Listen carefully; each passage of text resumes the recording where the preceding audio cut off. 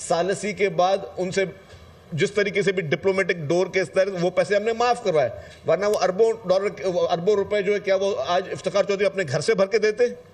कौमी खजाना, आपकी बेवकूफ़ियाँ, आपके उन सियासत में आने के शौक और आपने अपने आप को सियासी बनाने के शौक ने आपने मुल्क को किस नहज पे पहुंचाया, मुल्क को कितना बड़ा नुकसान पहुंचाया आपने।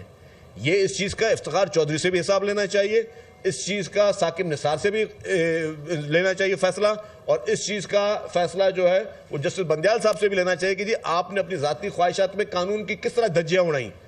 खैबर पख्तूनख्वा के चीफ जस्टिस वक़ार सेठी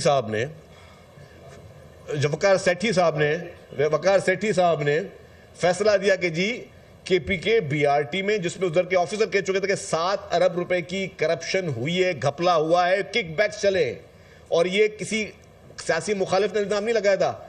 खैबर पख्तूनख्वा की अपनी गवर्नमेंट में उनके चीफ मिनिस्टर्स इंस्पेक्शन टीम ने इल्जाम लगाया था। उस पर उन्होंने कहा कि नैब और FIA प्रोब करें। फिर जब उन्होंने अपील लेकर खैबर पख्तूनख्वा की हुकूमत, जिसके हाथ साफ थे, जो ईमानदार थे, जो बेईमान नहीं थे, जो चोर नहीं थे, जो डाकू नहीं थे, अगर कोई कहे कि जी आपने इसका इंक्वायरी कराने के लिए कोई कोर्ट कह रही है, कोई हाई कोर्ट के जज साहब कह रहे हैं, तो उसमें कौन सा हर्ज है कि इंक्वायरी करा लेते आप? अगर आपके हाथ साफ होते तो आप बिल्कुल आप क्लियर होते।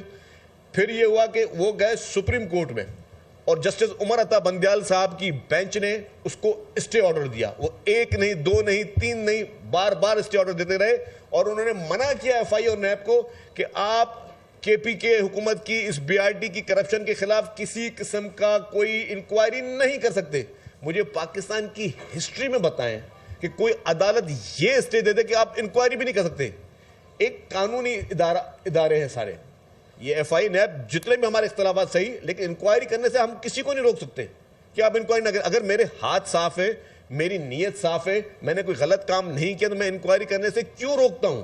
और इंक्वायरी करने से रोकना जस्टिस उमर अता बंदयाल का, इसका मकसद